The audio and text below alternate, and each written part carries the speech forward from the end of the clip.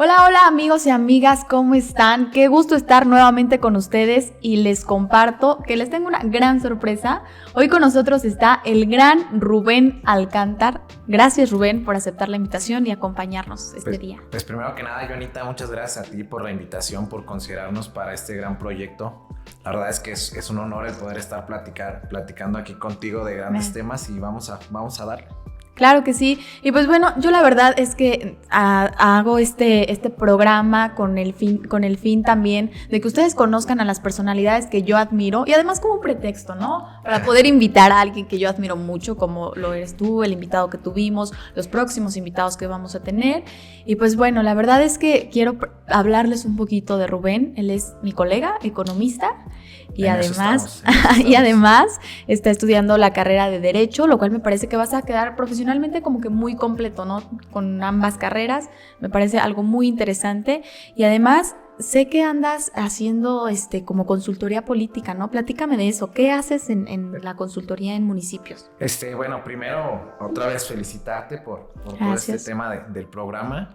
Agradecerte el reconocimiento. Creo que algo que hemos aprendido muchos de ti es el profesionalizar la política, el hacer de la política algo profesional y que las personas que están en política realmente estén preparadas, que lleguen los mejores perfiles, los que más sepan y los que más puedan aportar, los que más comprendan.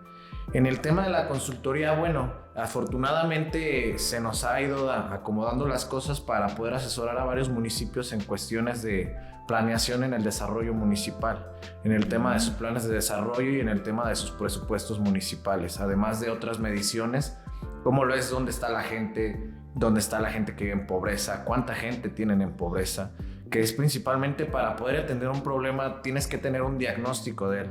Entonces estamos ahí colaborando con varios municipios, no muchos, pero ya con algunos en esta cuestión y lo que nosotros podamos aportar desde esta parte.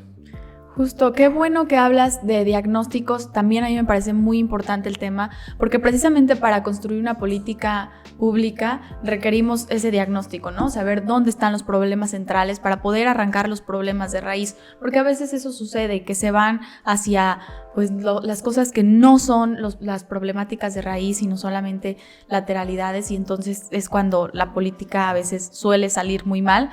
Me apasiona mucho también ese tema. Les platico que justamente el día de ayer, un día anterior al día que grabemos esto, hicimos el plan de desarrollo municipal, lo firmamos, lo terminamos en Ario y ojalá algún día tengas oportunidad de darle una checada, porque me gustó mucho cómo quedó el plan, les soy sincera, hubo mucha participación de parte de todos los compañeros, fue una sesión muy interesante y pues bueno, ahí estamos diagnosticando y planeando y ejecutando las soluciones que requiere la gente.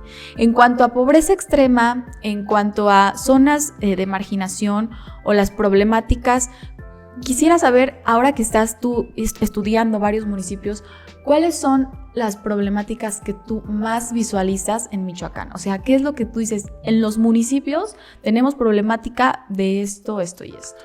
Bueno, para poder explicar esto debemos de entender que la pobreza es un cúmulo de muchas cosas. No es únicamente la gente es pobre o no es pobre, sino que de acuerdo al Coneval, que conocemos bastantes, la pobreza se mide de manera multidimensional, es decir, se mide pobreza alimentaria, se mide pobreza en cuanto a la vivienda, en cuanto a accesos a salud, en cuanto a acceso a la educación, entre otras cosas. Entonces, no solo es una cuestión. Claro. Si algo hemos identificado en la medición en estos municipios es que, bueno, la principal es la educación. Estamos en un grave rezago educativo en Michoacán. Creo que el gobierno actual en Michoacán tiene que poner muchas cartas en el asunto porque es un grave problema.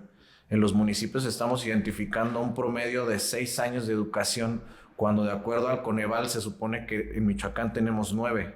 Es decir, la gente al menos termina la secundaria. Y no, estamos dándonos cuenta que apenas termina la primaria y esto es gravísimo para el poder aspirar a condiciones de desarrollo y crecimiento. Entonces, esto es muy grave, además de la vivienda, como ya lo sabemos. La pobreza alimentaria es un problema grave, pero afortunadamente en Michoacán todavía no lo vivimos tanto. Y el acceso a los servicios de salud, bueno, la verdad es que las decisiones que se tomaron por parte del gobierno federal de desaparecer el seguro popular, sí afectó bastante al acceso a la salud. Bueno, fíjate que qué bueno que platicas de esta situación que tiene Michoacán en cuanto a educación. A mí me parece, coincido totalmente en que tenemos un rezago impresionante en cuanto a educación, pero me parece muy buena la expectativa que se está generando a través del gobierno del estado en cuanto al tema educativo, desde el momento en el que se paga la totalidad de la nómina del magisterio, desde el momento en que se implementan acciones para implementar una mejor infraestructura en las escuelas, todas estas acciones, considero que la expectativa va bien y es algo que la verdad me da confianza de decir, vamos a ir poco a poco saliendo de ese rezago, o así lo ha hecho sentir, así lo ha hecho ver el nuevo gobierno del estado. Eso me parece, la verdad, muy interesante y muy alentador, sobre todo. En cuanto a pobreza de vivienda, caray, fíjate que lo he vivido cañón, porque en Ario, bueno, yo platico del tema de Ario porque es como que en donde más conozco, ¿no? Y lo que más he visto. Pero ahí la problemática de vivienda es muy fuerte, pese a que estamos en una zona aguacatera. Y fíjate que ahí está la importancia de los diagnósticos. ¿Por qué? Porque Ario no está como catalogado como un municipio de alta marginación por el aguacate. Entonces, por eso a veces el recurso puede llegar que menos. Apoya los indicadores. El que existan grandes empresas apoya los indicadores, sin embargo, no representa un desarrollo de la población que habita ahí. Justamente lo menciona Viri Ríos en su más reciente libro, No es normal, que el 78% de las ganancias de todas las empresas a nivel nacional lo concentra el 1% de todas las empresas a nivel nacional. Es decir, es gravísimo. Concentración de riqueza altísima. Es gravísimo el problema de concentración de riqueza.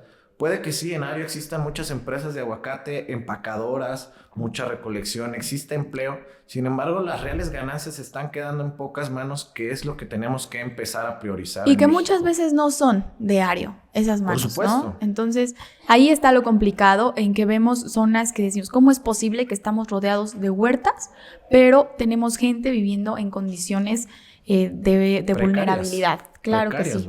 Esa es una problemática muy fuerte, y entonces es ahí en donde los diagnósticos nos apoyan para poder establecer una política pública y un proyecto de apoyos a la vivienda, pero no solamente eso, de crear las condiciones para generar empleos que les permitan a las personas tener una mejor calidad de vida. De sobra sabemos que el gobierno no crea empleos, pero por supuesto sí las condiciones, y es en eso en lo que trabajamos.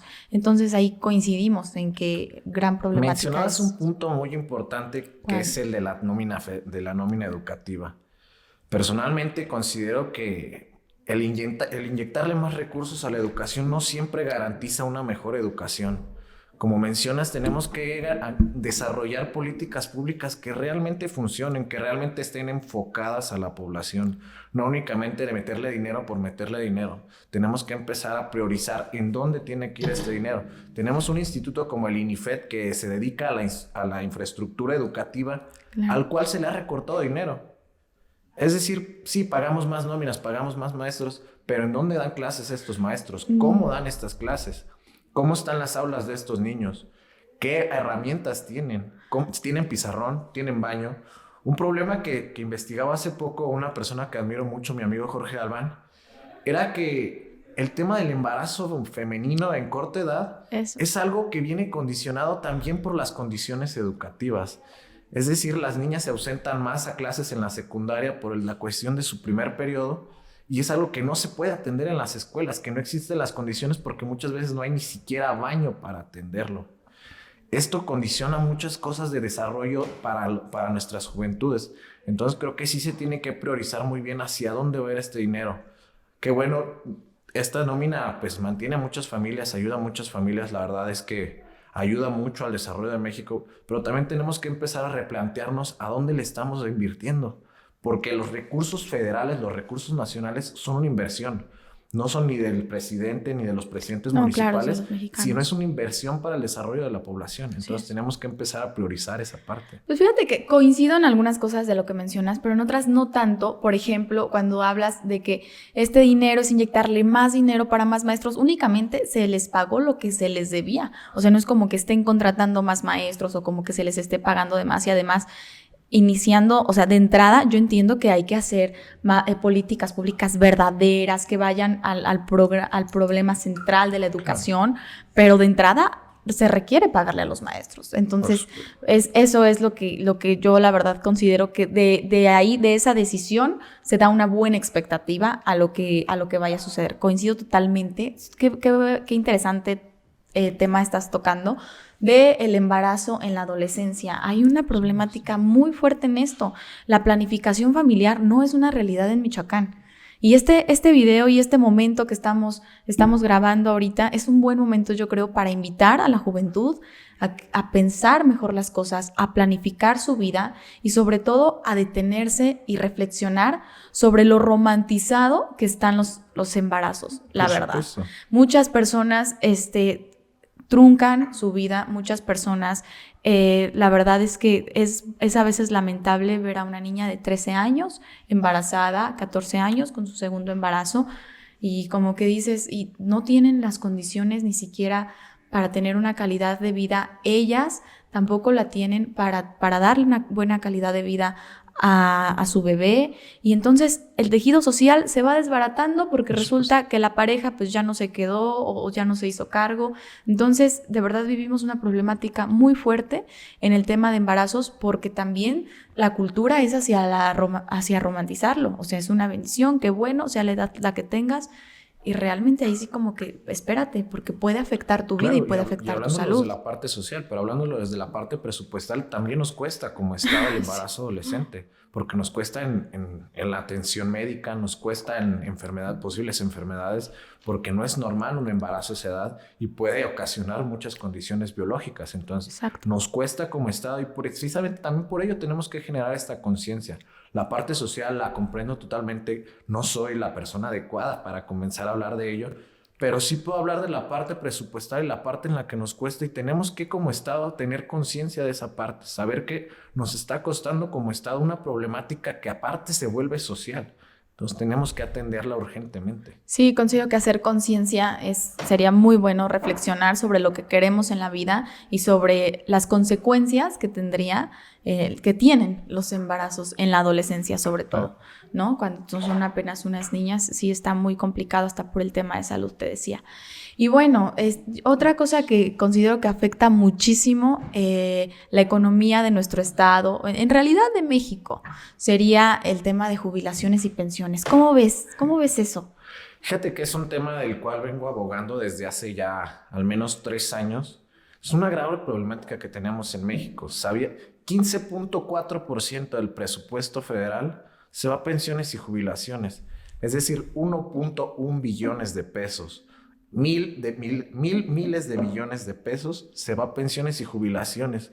Esto realmente condiciona mucho el margen de acción de un gobierno federal porque no cuentas con ese dinero. Realmente es un sistema que funcionó en su momento cuando teníamos otras condiciones como nación. Sin embargo, en este momento la nación ya no está preparada para un sistema de este tipo. Ya no aportamos como deberíamos de aportar y realmente la población económicamente activa se ha ido reduciendo poco a poco y estamos manteniendo mucha gente que ya no está trabajando, que ya no está en el mercado laboral. Esto afecta económicamente a todo el mercado laboral, lo comprendes tú como economista. Yo abogo mucho por un sistema de pensiones de jubilaciones, primero en el que se acorten las semanas de cotización. En el sistema actual las semanas son 1,250 semanas de cotización, es decir, casi 30 años. Y al menos acotarlo al sistema chileno que menciona 750 semanas. Trabajas menos, sí, pero en ese trabajo de menos de tiempo, vas a aportar más para tu pensión. Es decir, aporta el trabajador, aporta el empresario y aporta el gobierno. Y entre los tres podemos generar un sistema de pensiones y jubilaciones, primero justo, que le alcance a las familias, que te genere, que te garantice un retiro digno, que es lo que todos queremos. Todos queremos llegar a nuestra vejez y tener un retiro digno. Que te garantice estabilidad económica y que te garantice, por supuesto, un Estado fuerte. Claro. Todos queremos un sistema de pensiones y jubilaciones que nos permita estas tres. Pero eso lo tenemos que iniciar de entrada, que todas las personas entren a este régimen y que sean aseguradas. Por ejemplo, una de las propuestas que he hecho en Cabildo es esa, que se asegure a todo el personal del ayuntamiento. ¿Cómo no está asegurado el personal en un ayuntamiento? No. ¿No se supone que no. es un empleo formal? Se supone. Por eso hice la propuesta de que se asegurara, pero resulta que... Esto, Joana, es una grave problemática que afrontamos no solo en el ayuntamiento de Ario, que la verdad es que me asombra bastante que un ayuntamiento no asegure a sus trabajadores, sino a nivel nacional. Tenemos un grado de informalidad altísimo. Solo el 54% de toda la población económicamente activa se encuentra en la formalidad. El otro 46% no cuenta con seguridad social. Por eso no es soportable el sistema de jubilaciones y pensiones que tenemos. Tenemos que comenzar por asegurar, formal. Exacto, que todos pagaran esa cuota obrero-patronal para poder acceder y tener para tener ese acceso a la seguridad social que requerimos y que además por ley, que se marca en la ley, que todo aquel trabajador tiene derecho a esa seguridad social. Esa propuesta, la verdad es que la hice pensando sobre todo en los trabajadores del ayuntamiento, pero también en ser el ejemplo para los empresarios, comerciantes y todos los entes que generan empleos en el municipio. Entonces, considero que eso funcionaría. Yo espero se realice, espero se apruebe.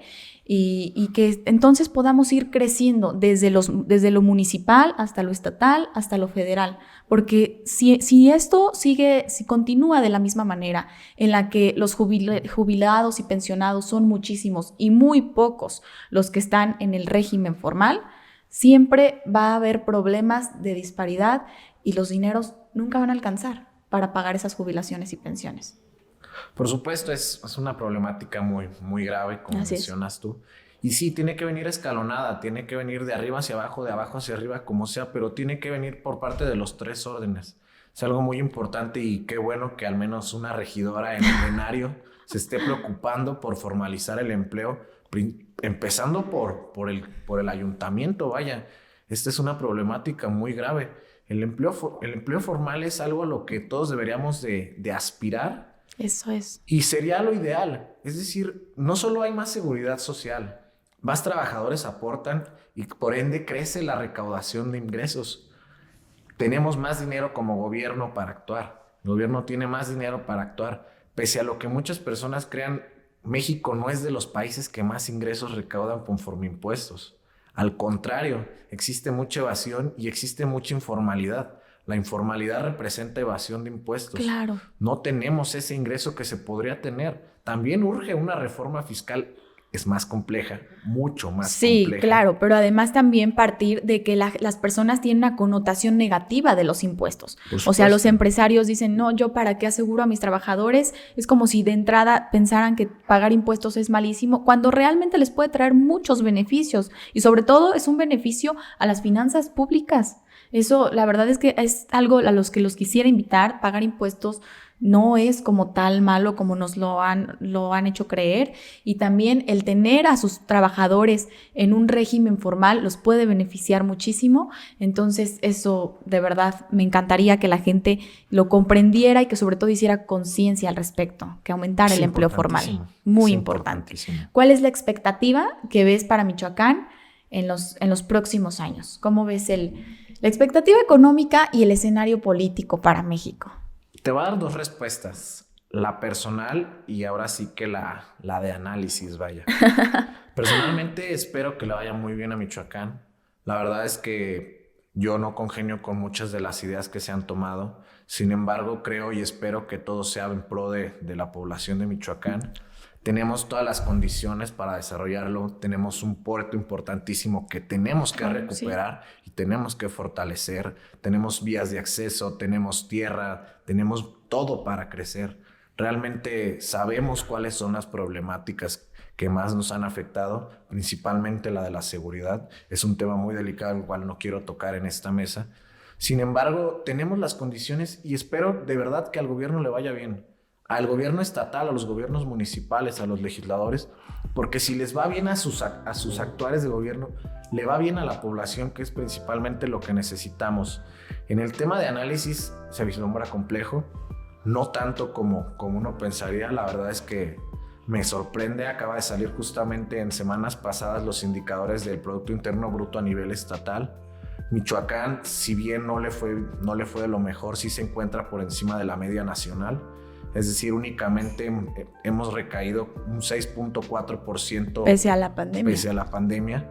Nos fue mucho mejor que el promedio nacional, comparado, por ejemplo, con estados como Quintana Roo, Baja California Sur, que tuvieron decrecimientos del 24, 22%. Bueno, y es que ahí su pilar más fuerte es el turismo. Por supuesto, entre otras.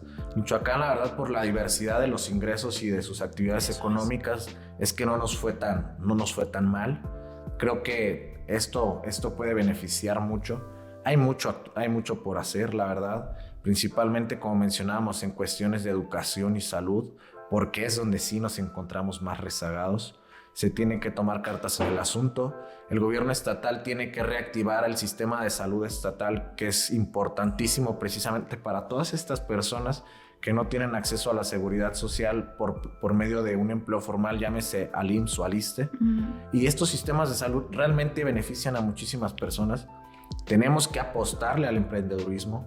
La verdad es que la micro, pequeña y mediana empresa son las que mantienen este país, pese a que se crea que estas macrotransnacionales lo son. Realmente las MIPYMES son quienes mantienen este país. Claro. Son quienes generan el empleo directo y el comercio directo. El comercio entre nosotros. Una política que me gustaba mucho que se había manejado aquí en Morelia era la de haz barrio. Y realmente a mí sí me gustaría invitar mucho a la gente a hacer barrio, a consumir local, a consumirnos entre nosotros, porque esto incentiva el empleo local, incentiva el consumo. Si le va bien al señor de la tiendita, le va a ir bien a la señora que le vende las verduras, cíclico. y le va a ir bien a la señora que prepara las quesadillas con esas verduras. Entonces, sí nos va a ir bien si incentivamos el mercado local. Creo que el gobierno le tiene que apostar muchísimo a eso y bueno, el de la seguridad.